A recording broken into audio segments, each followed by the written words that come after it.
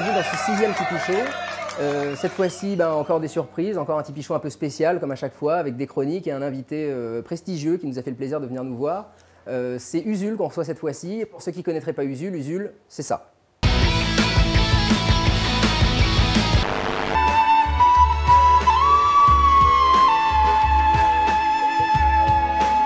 En effet, il y a deux sortes de jeux vidéo, ceux avec plein de texte et ceux avec un peu moins de texte. En effet, il y a deux sortes de saucisses. Ah, non, je me suis trompé.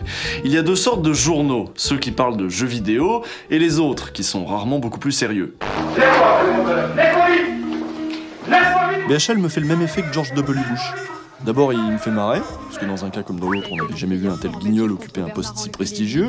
BHL est philosophe, c'est presque le philosophe officiel de la 5ème République. Pourquoi tu parles lentement dans tes vidéos? Parce que je parle comme ça dans la vie, j'imagine. Parce que je parle si lentement que ça. Depuis l'interdiction de fumer dans les lieux publics il y a 4 ans, les fumeurs ont tendance à prendre les rues pour des cendriers.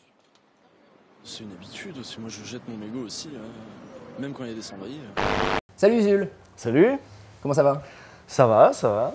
C'est un peu le stress. C'est la première fois que j'ai une émission genre où je suis un peu à la fois l'invité mais le sujet, quoi. Ouais, c'est ça. Assez terrifiant. En plus, c'est un peu divertissement. Voilà. Tu vas avoir un peu Entertainment, Ah, faut voilà, faire des blagues, faut réagir. Ouais. En plus, on a préparé des sortes de petits sketchs comme américaines pour voilà, ça t'était pas très à l'aise. Des séquences inattendues. Voilà, c'est ça exactement, des femmes à poil. Bon voilà. C'est très gentil d'être venu en tout cas, merci beaucoup. Mais de rien. Donc il y a Sam et Lucas qui sont là pour nous accompagner tout au long de cette belle journée. Bonsoir. Bien sûr, bonsoir. Bien à vous messieurs. Déjà Usul, est-ce qu'en quelques mots, alors j'aime pas beaucoup le mot, mais est-ce que tu peux nous présenter rapidement ton parcours de vidéaste sur internet? D'accord, alors Même si j'aime pas le mot. normalement c'est à l'intervieweur de présenter l'invité, c'est pas l'invité. Et oui, mais non. C'est les intervieweurs feignants qui demandent à l'invité de se présenter Exactement, lui-même. mais j'aime bien l'idée que tu te présentes. D'accord, bon alors je suis vidéaste, je fais des vidéos sur internet depuis maintenant assez longtemps, 2008-2009, un truc comme ça. J'avais commencé avec des trucs assez à l'arrache sur le jeu vidéo, où je me contentais de parler en même temps que je jouais. Et puis au bout d'un moment, j'ai commencé à faire les 36-15 Usul, qui était un truc un peu à l'arrache. Et puis jeuxvideo.com a dit que ça c'était intéressant. Et donc ils m'ont fait venir sur jeuxvideo.com pour faire les 36-15 Usul. Et c'est là où je me suis professionnalisé, où j'ai commencé à vivre de ça. Et j'ai fait ça pendant 2 ans, jusqu'au moment où j'en avais jusque-là de réfléchir chaque semaine à un nouveau sujet sur le jeu vidéo. Et où je suis parti sur l'idée de faire un truc à moi, sur un sujet qui moi me plaisait vraiment. Je voyais aussi que dans ce milieu, tout ce qu'il y avait de nocif, qui pourrissait un peu le truc, finalement c'était les mêmes choses qui pourrissaient tout le reste de la société. Et que moi, tout le reste de la société, ça m'intéresse aussi, et ça m'a toujours intéressé, parce que la politique, c'est un truc qui me plaît. Mais là, du coup, j'avais envie de dépasser ça, et même si avant, je me servais du jeu vidéo, finalement, à la fin, presque comme un prétexte pour Comme parler prisme, quoi. Voilà, ouais. ouais. D'étudier ce champ-là, ça te montrait plein de trucs sur les connivences, les puissances d'argent. À un moment, on a parlé de l'actionnariat, parce que voilà, c'est ça qui ne va pas aussi chez les gros éditeurs, c'est pas juste parce qu'ils sont gros. C'est les notes métacritiques justement et les actionnaires qui ne font gaffe qu'aux notes et tout ça. C'est parce que derrière les actionnaires, ça va jusqu'à influer sur le contenu même des jeux qu'on nous produit à la fin. La relation aux clients à travers la pub, où on demande maintenant aux joueurs de faire aussi la pub, de se faire aussi les relais, des espèces de... Des trucs voilà, que je trouvais vraiment assez relativement gerbants, mais qu'on retrouve en fait partout, dans tous les médias en général, dans tous les... Et à un moment, tu as pris un pas de recul, en quelque sorte, et tu as regardé finalement notre société avec cet œil-là de manière plus large. Ça, je l'ai toujours un peu fait, mais c'est juste qu'avant, je devais remplir ce cahier des charges qui était « tu pars du jeu vidéo de toute façon ». Et au bout d'un moment, je me suis dit « ça me gaffe de parler de jeux vidéo de toute façon, parce qu'il y a plein de trucs que je ne peux pas aborder, et je ne peux pas aller plus loin. En plus, mon format est court, je dois faire des blagues et des chansons. C'est sympa, hein. Moi je me suis quand même beaucoup amusé pendant ces 2 ans, mais j'avais envie de faire un truc un peu plus... Puis je vieillis aussi. Et le format 6 minutes, blague, cut, machin, on a envie au bout d'un moment de se dire, bon, si j'avais du temps, si j'avais les moyens de consacrer 2 mois à la même vidéo, qu'est-ce que je ferais? Et je ferais peut-être un truc un peu plus fouillé, et c'est ce que j'ai essayé de faire après avec ce que je fais maintenant, c'est Mes chers contemporains. Voilà, et c'est un format beaucoup plus long. Où là je parle directement, ça s'appelle contemporain parce que ça parle du monde de maintenant. Je me suis pas tellement fixé de limite, ça parle de politique, mais ça pourrait parler de sociologie, ça pourrait parler de... Ça parle pas que de politique d'ailleurs en fait, oui, justement, ça parle vraiment, oui, c'est ça, de sociologie, de plein de choses. D'idéologie, de toutes les choses qu'on a dans la tête à cause des médias, à cause de l'idéologie dominante, et comment nous on trouve notre compte là-dedans. Est-ce qu'on n'a pas intérêt à un moment à se libérer des trucs qu'on nous met dans la tête pour réfléchir par nous-mêmes? Ça va de soi là, et poser la question c'est y répondre un peu, mais comment? Parce que faut d'abord comprendre que ces trucs-là, ils sont ancrés profondément et sont la cause de beaucoup de biais dans notre manière de penser. Et donc, il faut remettre en cause des évidences. Et pour ça, tu ne peux pas le faire en 5 minutes, remettre en cause des évidences. Pourquoi tu as voulu dans ces vidéos-là incarner les sujets dont tu parles Pourtant, je le fais peu. Bah non, mais ton truc sur Elisabeth Lévy, par exemple, tu aurais pu faire une vidéo qui serait appelée « Comment notre République s'est taillée elle-même pour le FN », en quelque sorte. Oui, mais tu vois ce que je veux dire. Ça, c'est chiant. Ah voilà, non, alors c'est ça. Tu cliques pas là-dessus. Voilà, donc pourquoi tu l'as incarné dans une personne? Est-ce que c'est parce qu'elle alors, elle, sort déjà, par les yeux particulièrement? Mais ça marche comme ça aussi, la logique de... C'est pour créer un peu d'entertainment, quoi. Faut voir ces personnages comme des rapports sociaux incarnés. Pour ce qu'ils racontent, en fait, en quelque sorte. Pour ce qu'ils représentent, de ce qui se joue dans notre société, de conflits, de machin. Ils occupent un poste dans notre société qui n'est pas tellement... qui n'est pas lié à la définition intime de ce qu'ils sont, mais qui est lié à leur place. Et donc sont des agents sociaux qui répondent à une demande sociale, et qui agissent selon des contraintes sociales, et ils produisent un discours, une vision du monde social derrière ça. Et bon, moi, ce qui m'intéresse, évidemment, c'est le discours, la vision du monde social, et les contraintes qui ont créé ce genre d'individus, comme BHL, comme Elisabeth Lévy. Mais BHL et Elisabeth Lévy en eux-mêmes sont anecdotiques, l'histoire les oubliera. Oui, voilà. C'est plus ce qu'ils racontent de notre époque et de notre société. Ils racontent pas au sens de ce qu'ils en disent, hein, mais au sens de ce qu'ils incarnent. Voilà. Et en plus de ça, eux, ils ont l'avantage d'être tellement caricaturaux. Pour Elisabeth Lévy et BHL, c'est évident. Ils sont tellement caricaturaux que si on se met à se foutre un peu de leur gueule, ils peuvent devenir très fun. Tu restes très cordial avec ces gens, j'ai trouvé. C'est ça qui est marrant, c'est qu'on sent que tu traites BHL ou Elisabeth Lévy parce que globalement, vous n'êtes pas tout à fait d'accord, quoi. Et dans le ton, tu restes comme ça, assez cordial tout le long. Ah, tu trouves? Eh ben oui, paradoxalement, oui. Alors, il y a des petites piques et tout, mais c'est pas haineux, tu vois ce que je veux dire? C'est pas... Puisque finalement ton sujet est vraiment ailleurs, on s'en rend compte vraiment assez vite, quoi. Bah tant mieux, parce que même moi quand j'exprime mon point de vue, j'ai pas envie non plus d'être trop péremptoire, parce que je sais très bien qu'un point de vue c'est aussi le fruit d'un tâtonnement, donc faut garder une certaine... Moi mon analyse critique elle est pas absolue, elle est... En plus je donne les éléments de cette analyse critique, je dis si je pense ça maintenant c'est parce que ci et parce que ça et que j'ai rencontré ci et que j'ai lu ça ou que j'ai écouté ça. T'as fait d'ailleurs je sais plus comment on dit, un erratum. Ouais, un erratum, exactement, pour Chouard. Pour Chouard, ouais. Bah parce que précisément, là, j'avais manqué de recul critique. Alors, il y a beaucoup de gens qui m'ont reproché cet erratum, donc... oui, donc après, oui, c'est un truc insondable. Oui, parce que surtout que les chouaristes sont assez nombreux sur le réseau, et Chouard encourage ses troupes à croître, à être actifs, proliférer, et il les appelle les gentils-virus. D'accord. Une espèce d'oxymore un peu chelou, et qui dit bien la perversité un petit peu du truc. Mais bon, Chouard, c'est super compliqué. Et si je devais là résumer la polémique, j'en aurais pour 20 minutes. Donc je pense éviter. C'est un manque de documentation précisément sur Chouard. C'est des choses que tu n'avais pas vues et que tu as vues à la suite après avoir fait le sujet. Deux, trois trucs que j'avais pas vus et que j'ai vus après. Parce qu'on m'a envoyé des liens, ça marche comme ça. Oui, voilà, il y a aussi des gens qui tombent dessus. D'accord. Voilà. Concrètement, parce que moi, ce qui m'a frappé dans Mes chers contemporains, c'est le nombre de sources différentes. Je me suis dit que tu avais dû te taper une chier de je sais plus comment s'appelle cette émission de Tadei. Ah oui. Non mais voilà, jamais. Voilà, soit ça comme le reste, mais tu te tapes comme ça des dizaines et des dizaines d'émissions. Ah mais t'as pas idée. Mais justement, je voudrais qu'on en parle 2 minutes, parce que concrètement, comment tu prépares une vidéo comme ça? J'imagine que c'est beaucoup plus long déjà qu'un 36-15. Oui. Voilà. Beaucoup moins superficiel théoriquement, c'est ce que j'essaie de faire. Et voilà, concrètement, en 2 mots, comment tu prépares en fait? Énormément. Moi je pense que Internet, ça permet un nouveau truc. Avant, on avait la culture du livre. C'est super, les livres. Ça permet de réfléchir au calme. Ça demande du temps, mais c'est du temps bien employé parce que voilà, on réfléchit au calme, on peut revenir sur ce qu'on n'a pas compris, machin, c'est parfait, le livre. Mais la vidéo, je trouve qu'il y a une immédiateté. Je trouve ça génial que prolifèrent sur Internet des documentaires, des conférences. Alors tout le monde ne va pas forcément voir des conférences, mais il y en a qui remportent un certain succès. Il y a des petites stars. Des mecs comme Asselineau, ou Étienne Chouard, ou Asselineau, ou même Soral, c'est des gens qui ont réussi à utiliser le format conférence pour se faire entendre. Et il y a des gens qui auraient écouté une conférence de personne avant et qui se retrouvent à écouter des conférences de Chouard. D'un mec assis à une table comme ça pendant 1 heure, alors que c'est vrai qu'on ne s'attend pas à aller voir ça sur YouTube ou à ce que les gens aillent voir ça. Voilà, et les gens à la télé avaient décrété que personne n'était prêt à ça. À la télé, ils avaient décrété qu'il fallait qu'un propos, ce soit une phrase d'1 minute maximum, qu'il y ait un contradicteur en face pour qu'il y ait clash. Les 600 mots ou un truc comme ça, enfin voilà, il y a tous les trucs. Et non, en fait, les gens sont prêts à écouter une personne qui parle pendant 1 heure et c'est pas dramatique. Donc moi, j'écoute beaucoup de conférences, Je regarde beaucoup de documentaires et je lis quand même un peu. Donc, indistinctement, des articles de blog, des bouquins. Oui, des essais, des papiers. Voilà, des essais, des vrais bouquins avec des vrais mots publiés par des vrais éditeurs. Et aussi des conférences, parce que c'est pas du sous-savoir, hein, c'est du savoir aussi, il faut le prendre. Et du coup, tu regardes pas la télé? C'est-à-dire toi, tu regardes... Si. Ah, alors voilà. Je regarde justement, la télé. c'est très ambigu dans la manière que tu as d'en parler, parce que j'étais persuadé que par rapport au regard justement que tu as sur la télé, au fond, tu sais bien que tu la regardes. Je sais pas comment dire. Je regarde la télé en replay.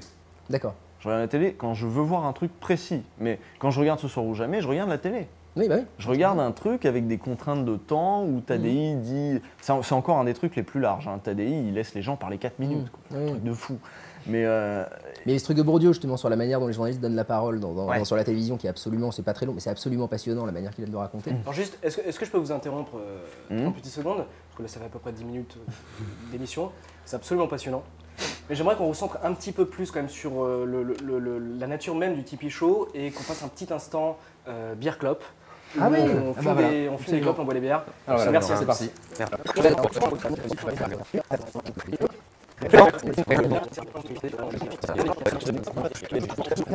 Juste point de vue pragmatique, Jonas, là on continue un peu l'interview. Moi j'allais te sommer de me couper là bientôt. Hein. D'accord, alors après on part sur quoi? Ah bah un peu comme vous voulez moi. Le propre des idées reçues, c'est que quand tu les dis, elles sont déjà reçues. Oui. C'est-à-dire que quand tu dis les islamistes sont des sauvages et des barbares, il n'y a pas d'information, c'est presque tautologique voilà, quasiment. Les gens l'ont déjà reçu, ils ont tout à fait compris que les islamistes c'était des sauvages et des barbares. Donc ça prend peu de temps parce que ça rencontre une adhésion immédiate, il n'y a pas besoin d'expliquer. Quand tu dis l'inverse, ou ce que je dirais pas si tu veux, mais quand tu veux essayer de développer des nuances, un truc un peu plus contre-intuitif, là il te faut un peu plus de temps parce qu'il faut démonter ce qu'il y a déjà dans la tête des gens. Et j'ai pris les islamistes, on va prendre le communisme, tu vois. Là c'est plus dans le cœur de ce que je fais. Mais quand tu veux démonter les idées reçues sur le communisme, je suis désolé, après 20 ans, 30 ans de propagande libérale, néolibérale, tout ça, et puis d'idées reçues comme le communisme, on a essayé, c'est pourri, ça marche pas, ça donne Staline. Pour démonter ça, il faut un peu de temps. Ça. Et Internet, pour ça, c'est un super média, du coup. Tu penses que tu n'aurais pas pu placer ça à la télé? Bah non, à moins de raccourcis, ou alors faut faire du spectaculaire, faut se plier à un certain nombre d'exigences. J'ai peur de la télé. Moi, on m'a proposé d'y aller, hein. On m'a proposé d'avoir mon émission. La télé dit toujours ça, elle dit toujours « tu vas pouvoir faire ce que tu veux, on te donne des moyens et tu vas pouvoir faire ce que tu veux et t'es le patron ». Moi, on me dit ça, mine de rien, j'y vais pas. Je sais très bien que si on m'offre une émission on m'offrira pas une émission d'1 heure, je sais plus combien de temps c'était prévu. Tu vois, on m'a proposé un truc sur France 4. Faire une émission jeux vidéo, je sais plus si c'était hebdomadaire ou quoi, sur France 4 avec un plateau, et puis je dirais, j'aurais des journalistes, enfin tu vois, des trucs de fou quoi, pour moi surtout. Donc, et je me disais, mais je vois très bien aussi que là-dedans je me piège. Je me piège à devoir faire une émission hebdomadaire alors que j'ai pas forcément quelque chose à dire toutes les semaines. J'ai pas forcément quelque chose à dire toutes les semaines. Si j'ai un sujet qui m'intéresse sur lequel je me dis qu'on pourrait passer l'heure, mais on ne fait pas 1 heure sur le même sujet à la télé, jamais. Ou il faut des petits reportages, comme aujourd'hui, tu vois, il va falloir des petits trucs pour côté, des petits machins, tu vois. C'est vrai. Ça, bon, faut... Sinon les gens ils se font chier, il faut des petits interludes. Voilà. Et la télé particulièrement, et puis il y a la pause pub, et puis il y a voilà, plein de contraintes qui, même si elles ne sont pas formulées et que le mec te dit mais tu vas être complètement libre, tu sais très bien qu'en fait tu vas intérioriser ces contraintes et te plier de toi-même à cette logique. Parce que si tu vas contre cette logique, ton émission elle va sauter. C'est ce que j'allais dire, c'est que tu tiendras pas et que du coup, voilà. Pourquoi l'avoir fait? Ou alors il va falloir être en lutte contre la hiérarchie, il va falloir être en lutte en permanence. C'est une position bizarre effectivement, d'y aller juste pour lutter, c'est important. Voilà. Pourquoi à l'inverse du coup? Je me suis posé cette question-là en regardant les contemporains, pourquoi est-ce qu'à l'inverse tu n'écris pas des bouquins? Ah, ben, tu vois, tu tapes dans le juste parce que je suis en plein en train de... Voilà, non mais naturellement quand on te regarde, on se dit, bon, de ta progression en fait, on a ce sentiment-là, que tout ça tend vers un moment l'écriture vraiment, et non plus la mise en scène de ce que tu écris. Ouais, mais les deux exercices sont différents, ils sont intéressants. Mais moi, c'est purement pragmatique. Si là, je pense que je vais écrire un petit bouquin, un truc, histoire de centraliser un peu tout ce que je dis, le remettre dans le contexte de YouTube, tu sais, même de la démarche en général, de ce que c'est que de mettre une vidéo sur YouTube, ce que ça veut dire pour le débat démocratique, même des questions dont on parle là. remettre ça au plat, au calme. Et mine de rien, si je le fais, c'est pas. Je sais que tout ça, je pourrais le dire. Je prends 1h30 de live, je peux le dire en conférence, je peux le dire. Je le dis d'ailleurs quand je suis invité à faire des conférences à gauche, à droite, c'est ce que je peux dire. Mais le livre, en fait, il a une fonction aussi symbolique très forte, qui fait que si je fais un livre, je vais avoir de la promotion. Alors je dis pas ça pour qu'on me parle de moi, etc. Je dis ça parce que ça va me faire accéder, ça va faire accéder ce que je dis. Mais c'est un porte-voix très différent. Voilà. Ouais, bien sûr. Ça va faire entendre ce que je dis à des gens qui n'entendent que des paroles légitimées par l'écrit.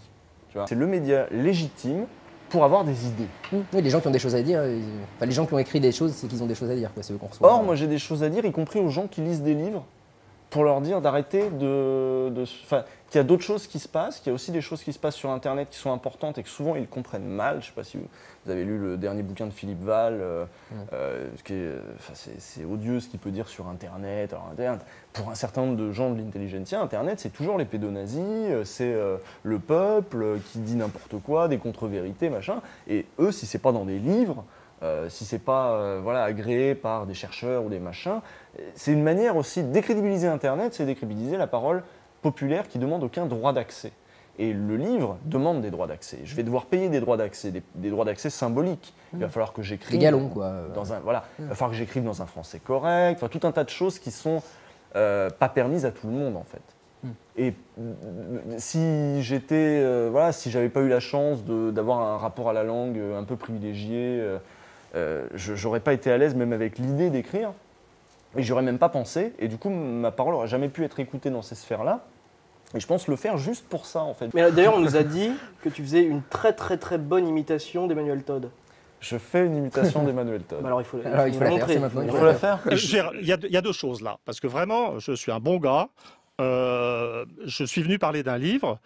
Si vous m'empêchez de parler de mon livre, et si vous me refaites le coup du terrorisme intellectuel du 11 janvier, je vais, avec le plus grand calme, quitter le studio. Par rapport aux structures familiales, évidemment, et c'est là qu'on se rend compte par rapport à ce phénomène Charlie, voilà, c'est mon Emmanuel Todd. Bravo, franchement. Faudrait juste que tu mettes tes lunettes sur le nez et c'est parfait quoi. Le catholicisme zombie, voilà. Ça n'est pas le catholicisme, c'est ce que j'appelle le catholicisme zombie. Ok. Ah oui, d'ailleurs, non, t'as raison. Bon. Ok, on est pas mal. Easy hard, on s'en fout. On est bien. Ah, il y a si peu de persos dans le alpha, parce qu'il n'est pas. Ah ouais, non, mais là, on est. Si vous pouvez nous expliquer aussi un peu comment ça marche, quels sont les personnages, pourquoi vous les prenez, etc. Alors Sodom pour la raison évidente, bien sûr, voilà, évidemment.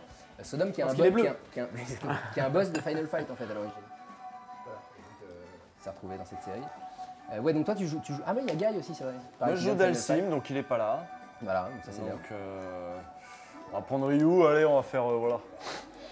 Toi tu joues encore beaucoup à Street Fighter 2 ? Ouais, Street Fighter 2, mais là c'est le Alpha 1, c'est le premier épisode de la série Alpha. Et il est un peu austère, notamment au point de vue des décors. Tu vas voir que les décors... C'est encore toujours des mecs qui font ça ? Sont moches. Non, ouais. Justement, il n'y a personne. C'est le désert. Le Alpha 2 a des décors un peu plus cool. Voilà, tu vois. Oh, la vache. Lui, ça va jouer en combien de parties ? Bah, je pensais 3. 3 matchs gagnants. 2 manches gagnantes. Voilà, best of 3. Entraîné par le même mec, c'est ça, non ? Le même sensei. Oh la vache, putain, quel enfer. Alors là, c'est sale parce que... Pas mal. C'est un peu humiliant, quoi. Ouais, l'humiliation. Voilà. C'est un peu sale. Et c'est comme ça une petite étoile à côté du mais en plus, j'avais découvert chez les fans de jeux de baston le principe de punition. J'avais trouvé ça absolument passionnant, ça. Tu fais une erreur, t'es puni. Voilà. Mais Jonas, on aurait voulu te trouver un jeu où t'étais bon, mais Skyrim, c'était pas possible. C'est trop long. C'est chiant. 400 heures, c'est trop long. 400 heures d'émission, bon, on peut le faire, il n'y a pas grand monde qui regarde. On fera un grand stream.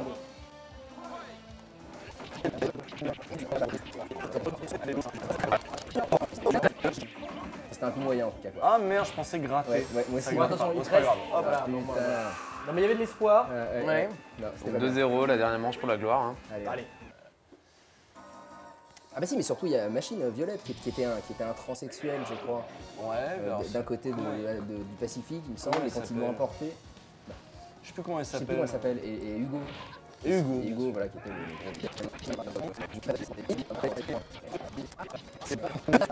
super, en fait, moi je pensais qu'elle ferait un truc toute seule, dont j'aurais pas à m'occuper, mais en fait si. Ah d'accord, elle. La première manche gagnée par Jonas. Bon, attention, non, c'est rien n'est dit, rien n'est joué. Voilà. Ça joue un coup. Humiliation. Ça joue un coup. Oh Bravo Jonas, Bravo, première manche. Merci. Franchement, Sur 6. suspense. Voilà. Ah, mais vous le voyez venir. Oh là là là. Paf. Bravo. Super Bon, cut. ok, t'as trouvé ton perso en fait. Ah non, c'est fini. Ah, Ah, bon, c'est non, fini, c'est non, fini, c'est fini. hein. Non, je crois que Et bah bravo à Usul. oui, bravo. Bravo Usul, on Bien l'a vu. hein. Ah, c'était. Bravo. Ah, c'était dur, pas c'était très dur. beau. Exactement. C'était pas très ça beau. nous honore pas, quoi. Non. Alors, bonjour Usul. Bonjour, monsieur Bourdin. Alors, attendez. Tout d'abord, un petit portrait, comme d'habitude, alors issu de sources diverses. Alors, c'est des blogs, c'est des sites internet, c'est des chats, mais absolument véridiques, à vérifier, puisque c'est des sources directes Journaliste, internet, bien sûr. Alors, vous êtes Pierre Séverin, c'est ça Mhm. Vous habitez à Louvain, vous avez 27 ans, mais vous en paraissez 60. Vous êtes un bobo, communiste, juif, rebelle, et aussi d'extrême droite. Hein. Vous gagnez je suis environ d'extrême droite 15 maintenant 000 € par jour, je crois. Ouais. Et votre pseudonyme Usul vient du mot musulman, d'ailleurs, où il y a Usul dedans. Parce que je suis juif musulman. Exactement. Donc ça, c'est des sources vérifiées, bien entendu. On commence tout de suite par des réactions politiques hein, que vous engendrez sur la toile. Alors, on peut voir écrit un peu partout sur Internet, Usul, il est de gauche, ça se voit à sa coupe de cheveux. Ça se voit à sa coupe de cheveux. Est-ce que vous vous rendez compte? Pourquoi vous ne coupez pas les cheveux? Oui, c'est vrai, pourquoi je ne coupe pas les cheveux? J'avais les cheveux comme ça à 16 ans. Je suis fidèle à un héritage, tu vois. C'est mon côté bobo, en effet. Ça. Donc vous entretenez voilà. Ouais, bah, je m'en bats les couilles. Puis Alors- non, honnêtement, j'ai de jolis cheveux. Je C'est vrai qu'ils sont soyeux. J'aurais des cheveux cracra, je sais pas, mais j'ai de jolies bouclettes. Non, mais ça on peut vous l'accorder. Ouais, On ce peut serait vous l'accorder, dommage. absolument. On va rester dans la politique avec, je cite, OMG. Donc, je fais référence à des institutions. Oui. Le fils de François Hollande égale Usul. Donc Oui. c'est un internaute qui, parmi bien d'autres, qui s'aperçoit de votre travail donc de ressemblance avec le président de la République. Qu'est-ce que cette transformation vous a apporté? Est-ce que vous ne donnez pas l'impression de jouer sur plusieurs tableaux comme ça? Et justement, je pense qu'avec François Hollande, on a un vrai bobo. Parce que les gens oublient un peu la définition de bobo. Il y a bourgeois bohème dedans. Tout à fait. Et il y a bourgeois. Et moi, je viens du milieu ouvrier. Et ça se voit pas comme ça parce que du coup, j'ai fait le personnage un peu lettré, machin. Mais en vrai, je suis pas bobo dans le sens où déjà j'ai un revenu qui est bien moindre que celui qui a été énoncé un peu 15 plus 000 tôt. € par jour. Voilà. Sourcé. Hein. Par jour, Sourcé, véridique. J'ai un revenu qui est bien moindre et surtout, j'ai la culture classe populaire. Et en fait, même si je parle comme ça maintenant, maintenant que j'ai lu un peu des bouquins, machin, et que je me la raconte un peu en parlant comme un singe savant, c'est parce que j'ai combattu longtemps là d'où je viens. En fait, je suis un transfuge, quoi. Je suis un espèce Je viens vraiment des classes populaires, c'est-à-dire que j'ai la culture des classes populaires. Je connais très très bien les émissions de télé, le Patrick Sébastien, j'ai la culture des campings, j'ai la culture du karaoké, j'ai la culture de trucs que je ne sais pas si vous êtes tous parisiens, mais que, Non, absolument pas. voilà, que par exemple les Parisiens n'ont pas. Moi je viens de la province, d'un petit bled. Du coup, on va changer un petit peu de sujet. On va aborder la religion. Ouais. Vous allez bien? Alors, c'est un sujet compliqué, mais que vous affectionnez quand même. Ah oui, en On tant que trouve juif écrit musulman. des éloges à votre sujet. Je cite, comme c'est un dieu du troll, c'est Usul. Est-ce que vous comprenez ce genre de rédaction? Est-ce que c'est pas un peu antidémocratique de vous considérer comme ça comme un dieu vivant? Ah si, non, je ne suis pas un dieu du tout. Bah oui, ça fait référence peut-être aussi à un extrait de France 2 où j'ai été interviewé sur France 2 de manière complètement inopportune. Je sortais de la gare Montparnasse, j'avais ma clope et la France 2 qui arrive et qui me dit alors les clopes, vous avez vu que... Alors ça c'est la technique du micro-trottoir qui permet d'avoir des résultats géniaux pour un sujet télé. C'est la technique du micro-trottoir, tu vas voir quelqu'un et tu lui exposes un truc dont il n'a jamais entendu parler. Mettons, tu vas voir n'importe qui dans la rue et tu lui dis dans la loi Macron il y a ceci, il y a cela, il y a ceci, il y a cela, qu'est-ce que vous en pensez? Tu n'as jamais réfléchi au sujet. T'en entends peut-être parler pour la première fois. Est-ce que tu penses que tu vas dire un truc pertinent? C'est plus parce que j'étais pris au dépourvu que pour troller France 2. J'avais pas vraiment envie de troller France 2. Dans l'absolu, si, mais il aurait fallu que j'ai eu le temps de réfléchir. Bien sûr. Si on veut tourner France 2, il faut quand même réfléchir, parce qu'il faut se dire, il faut que je fasse un truc qui soit un peu marrant, mais qui puisse être gardé au montage, ça se réfléchit, hein, un bon troll. D'accord, alors on va rester dans la religion si vous le voulez bien. Ceci dit, je jette vraiment mes mégots. Oui, donc, ça c'est noté. Salaud. Non mais ça, c'est un sujet important. Nouvelle citation. Attendez. Usul est juif, puis on trouve quelques lignes plus tard, Usul est chrétien, puis Usul est musulman. C'est pas moi qui l'ai écrit. Hein. C'est écrit en noir sur blanc sur Internet. Je veux dire, on pourra citer les sources. Pourquoi vous perdez les gens? Pourquoi vous, à force de vouloir croire en tout comme ça, est-ce que finalement on ne croit pas en rien? Mais il n'est pas étonnant que dans un moment où tous les médias focalisent sur la religion, etc., ça redescende jusqu'aux gens et que les gens ils aient aussi cette obsession religieuse à vouloir absolument situer selon la religion un tel ou un tel. En plus, moi je suis athée, c'est comme tout bon communiste, j'ai plutôt tendance matérialiste, athée, donc moi ça me fait marrer. Hein, mais, Même plus que religieux, placé dans une communauté, quoi. Oui. Une tendance communautaire aujourd'hui qui est très forte. J'aimerais qu'on n'aille pas trop loin non plus. Attention, il y a beaucoup de choses. Je change de sujet, j'ai lu ce matin. Moi aussi, il me casse les couilles Usul, il écoute la radio la nuit. J'insiste, il écoute la radio la nuit. Qu'est-ce que vous avez contre les programmes de jour? Vous êtes trop bien pour les programmes de jour? Vous êtes insomniaque, vous avez des choses à vous reprocher? Pourquoi vous avez sorti ça? Sur France Culture, à partir de 1h du matin, il y a les nuits de France Culture. Les nuits de France Culture, c'est une mine parce qu'ils te ressortent la nuit les meilleurs programmes de leurs 50 dernières années, quoi. Donc du coup, la nuit, tu peux tomber sur des conférences de mecs morts qui sont passionnants, les conférences d'Alain, tu sais, le philosophe, ou un tel, ou des vieilles émissions. Donc oui, j'écoute la radio la nuit, parce que c'est particulièrement France Cul, parce qu'il y a des trucs que tu trouves nulle part ailleurs. Et ça m'aide à m'endormir, et parfois je fais des rêves pendant que... Tu sais, tu rêves, et ça se mélange avec ce que tu entends un peu dans ton inconscient. Et là, j'ai rêvé de trucs fous, où je me retrouvais avec des sans-papiers dans des trucs, où je me retrouvais dans des pays exotiques, grâce à la radio aussi. Donc vous écoutez la radio? Ouais. D'accord. Alors on va changer de sujet, on va enchaîner sur les jeux vidéo, qu'on a déjà abordé, un thème qu'on a déjà abordé ce soir, puisqu'on est le soir. Alors je cite, Usul n'a pas aimé BioShock Infinite, certifié 100% rebelle. Je continue la citation. Plus loin en parlant de vous, d'où il dit que Uncharted c'est de la merde. Est-ce que finalement en disant Uncharted c'est de la merde, est-ce que ça fait pas un peu puceau rebelle? C'est absolument vérifié. Pas moi qui le dis, quoi. Alors, à quoi fait référence cette question? À la volonté, donc, du coup, d'être rebelle à tout prix, comme les adolescents, en fait. Mais je pense que c'est une bonne chose d'essayer d'être rebelle à tout prix. Ça peut te donner tu sais, comme les coureurs au marathon, pas au marathon, au 100 mètres, ils ont une espèce de starting block qui leur donne une petite impulsion au départ. Ça peut te donner la petite impulsion, alors ça peut te faire aller complètement à gauche, complètement à droite, complètement n'importe où. Mais ça peut être une bonne impulsion que de vouloir ne pas croire ce qu'on te raconte systématiquement, ne pas vouloir systématiquement suivre la masse. Ça peut être un bon réflexe en soi. C'est très bien. Je vais finir par deux citations qui m'ont profondément choqué. Quelqu'un qui explique en décrivant votre parcours comme ça que vous êtes parti vous faire dorer la pilule aux Bahamas avec le fric des abonnés. Ma première question comme ça qui me vient à l'esprit, c'est c'était bien les Bahamas? Mais je suis pas comme un cul. Parce que moi j'en reviens, donc du coup. Ah oui. Et moi je suis même pas sûr de partir en vacances cet été. Donc non, j'ai pas fait. Les dernières vacances folles que j'ai fait, c'était avec le pognon d'une boîte de jeux vidéo qui s'appelle Twinoid, qui nous avait payé l'aller-retour à Las Vegas pour une semaine. Mais il fallait qu'on tourne un truc, le tournoi des légendes. Blackjack, table de poker. Street Fighter 2. Street Fighter 2. Voilà. Et il fallait qu'on tourne ça. Du coup, c'était moyen des vacances parce qu'on a passé notre temps à bosser. Mais c'est la première fois que je suis sorti du territoire français grâce à un éditeur de jeux vidéo. Mais alors au moins, c'est clairement dit. Tu vois, on le met au début, puis on a pris un petit éditeur. Et en plus, surtout, cet éditeur nous a payé le voyage, parce que nous, on n'était pas rémunérés, mais on avait le voyage quand même. Il nous a payé pour parler d'un jeu qui n'est pas de lui. Parce que Capcom n'avait pas voulu. C'est incroyable. Capcom, on dit oh non, Street Fighter 2, on s'en branle. Si vous le faites sur Street Fighter 4, ok, on met un peu sur la table. Et nous, on a fait non, on veut faire Street Fighter 2. Donc on est allé voir Twinoid parce qu'on connaissait quelqu'un là-bas. Twinoid qu'on fait la Horde, la Brute, tu sais, des petits jeux sur le net, voilà. Mais au moins, il y avait leur nom qui est passé sur jeuxvideo.com quelquefois. Ils ont acheté leur espace publicitaire, mais nous, on parle à aucun moment de Twinoid. Nous, on parle de Street Fighter 2.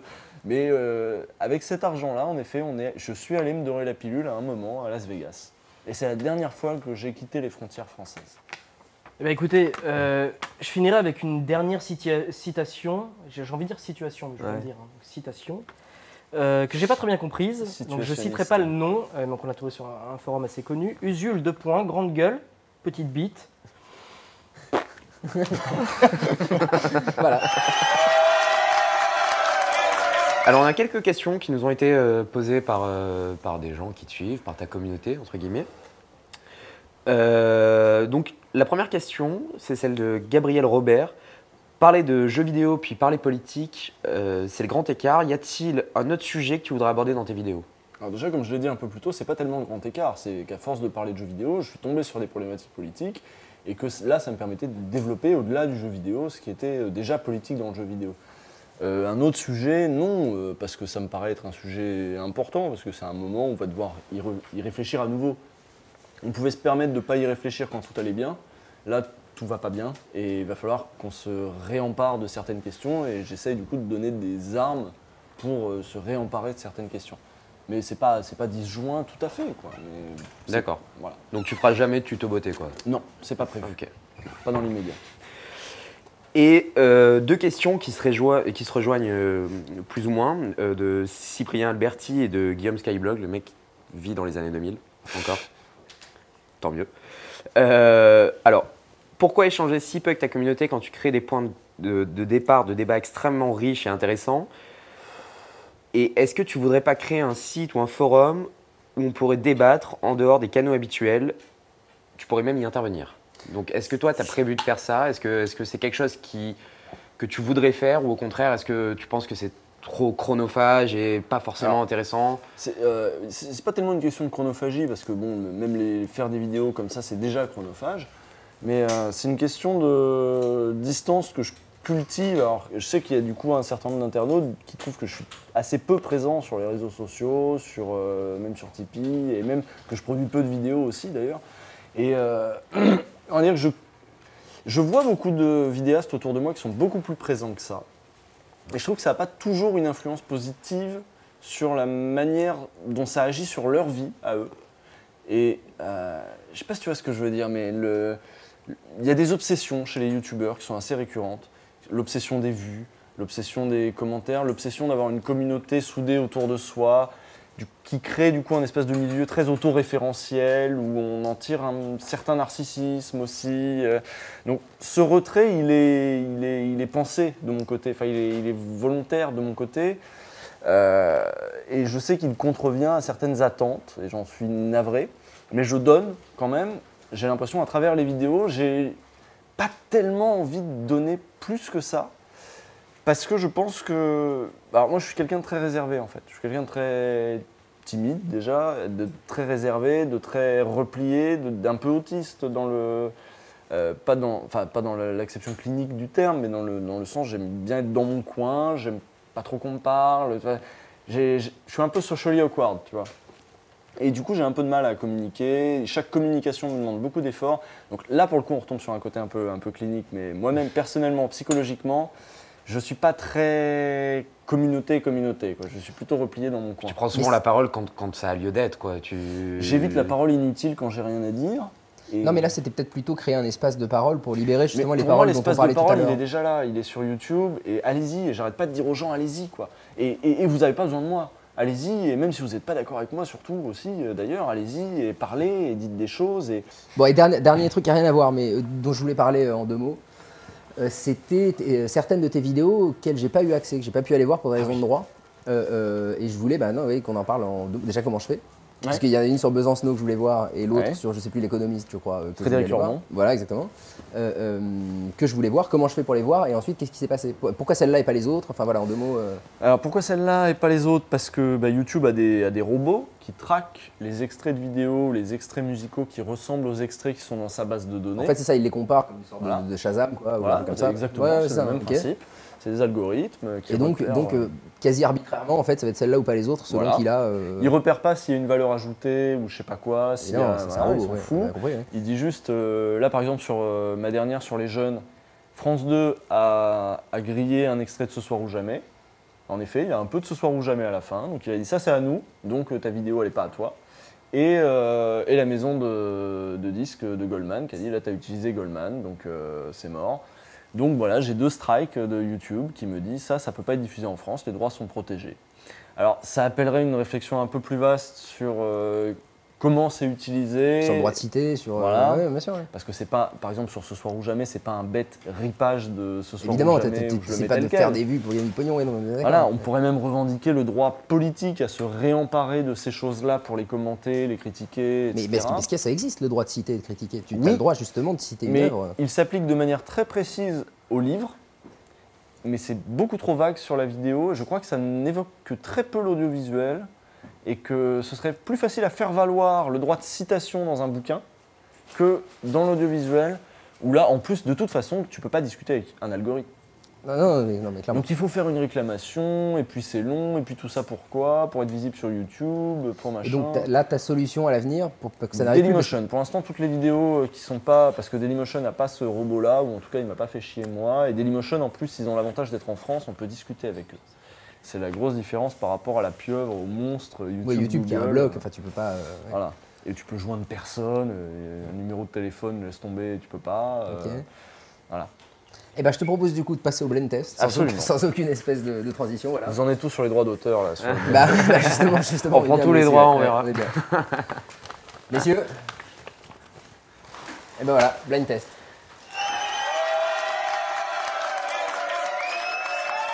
Donc alors attends, donc on se retrouve pour ce blind test en forme d'hommage à Usul. C'est des musiques que tu as utilisées dans des vidéos à toi. Ah. Voilà, donc hein, comme ça, voilà, c'est comme une piste sérieuse. Et ben c'est parti.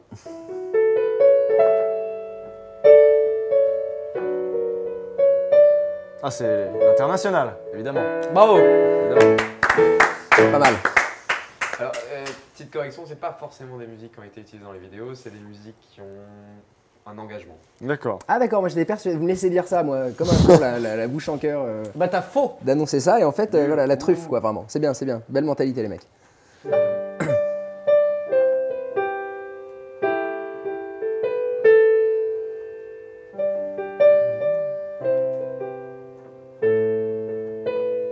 Putain, je connais ça.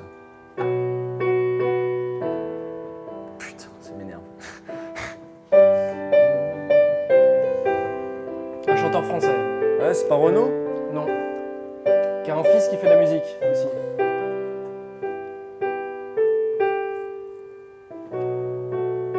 Dans son nom de famille, il y a c'est la famille de l'arbre.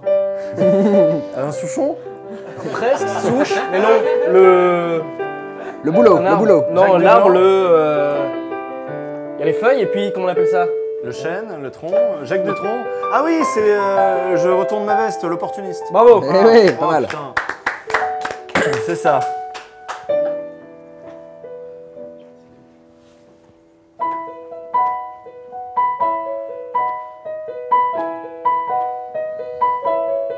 Ouais, je reconnais. Là, c'est Goldman, là? Ça ressemble à mais...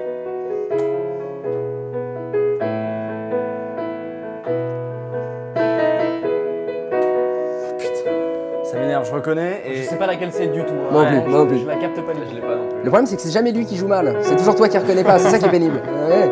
Ouais, il joue de jazzé quand même. Ouais. Bon, alors, André, on te laisse dire oui. ce que c'était. Oui? C'est l'Antarctique. Ah, d'accord. Ok. Ah, celle-là, je l'ai utilisée. L'Antarctique de Renault, du coup. Et tu chantes pas en même temps, jamais? Ah, il pourrait. Non, c'est nous qui lui interdisons ça. D'accord.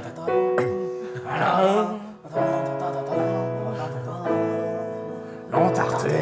Mais tu le fais pas mal en plus. Ah, c'est bon. Ok, très bien. Magnifique. Super.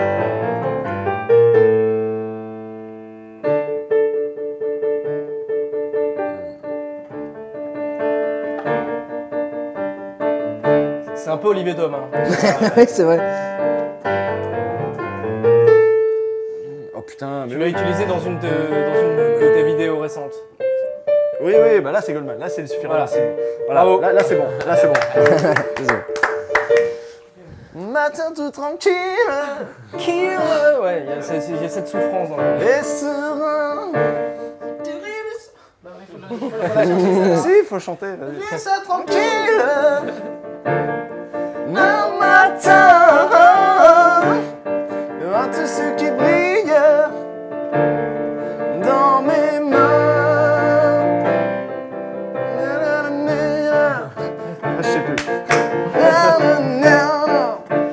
Bon, ok, la suivante.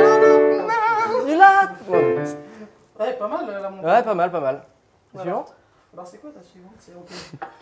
On s'en souvient?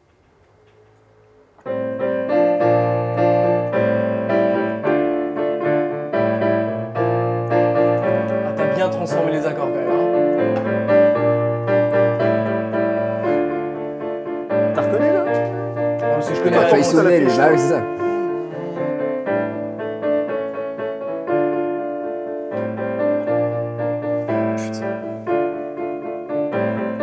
Je suis pas une bête de blind test manifestement. André, c'était quoi? Un indice peut-être. Peut-être un indice. C'est un clip, c'est un dessin animé le clip. Un dessin animé le clé. Bah merci. Rock. Rock français. Ouais. Est-ce que le chanteur est devenu réalisateur entre temps ou pas? De la région de Bordeaux, je crois, non? Super 30. Je sais pas, Nord Désir. Ouais. Ouais. Ah oui. Un jour en France. L'homme pressé un jour en France. Bon, un jour en France, Ah, ah ouais. bien transformé Ah, les t'as accords. bien changé la vie derrière. Ok. Une très mauvaise vanne sur Super 30. Hein. Ah oui, je Ah oui, c'est ça, c'est ça. Celle-là est compliquée.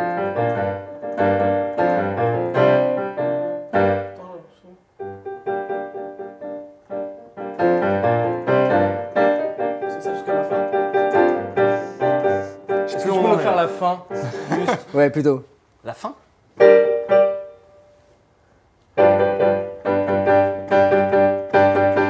Voilà la fin. Ah ouais, c'est compliqué. Ouais, c'est compliqué, c'est compliqué. Alors, c'est des mecs qui gueulent sur du rock. Grosse guitare. Donc là, avec ça, je peux pas. Non, mais là, ça va être impossible à trouver. Même. Ouais, ouais, c'est ça. Hein. Alors, c'est ça, hein. Porcherie. C'est ok, c'était Porcherie de Galerie Noire. Ok, très bien. Voilà. Ok. Ah, j'aurais Là, jamais reconnu Ah bah non, mais Porcherie comme ça au mais piano. eux-mêmes l'auraient pas reconnu si tu veux. c'est Voilà. Ah, c'est balèze. Mais je pense que c'est là on peut peut-être la. C'est là, non? Salut à toi, c'était peut-être plus simple avec le riff de.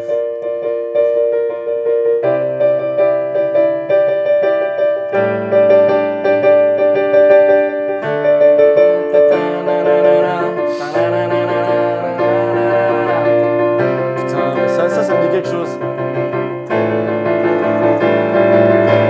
Antisocial. Oui, pas mal.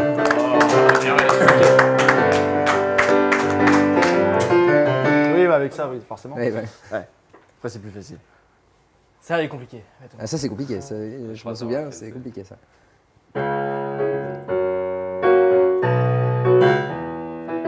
Le groupe et du pianiste.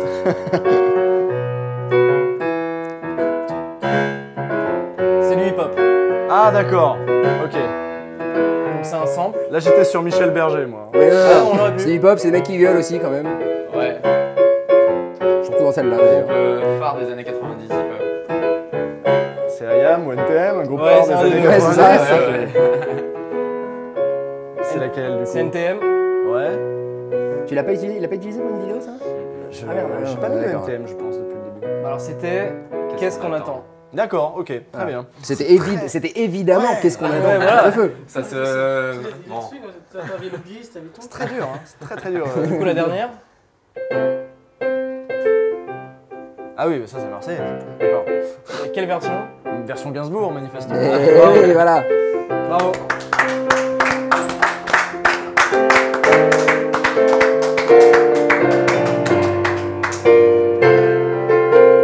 Mais il fait vraiment ça dans la chanson? Non, il veut jusqu'au bout. Ah non, d'accord. Formidable, bravo. Bravo André. Bravo André. Comme toujours. Bravo, très beau boulot. Porcherie, c'était impossible. Ouais. Bah, j'imagine. J'ai perdu C'est la compliqué. Hein. batterie. Ouais, ouais, c'est Je ça. pense qu'au piano, c'est pas simple. Je sais même plus, c'était. Je sais pas, c'était comment je faisais. Eh ben, C'était notre Tipeee Show numéro 6. Merci à tous de nous avoir suivis. Usul, merci d'être venu. Mais de rien. Vraiment, et d'avoir enduré ça avec nous. C'était un plaisir. Non, c'était très agréable. Et bah écoute, à très vite sur Tipeee. Oui. Et puis à très vite pour un prochain Tipeee Show. À bientôt.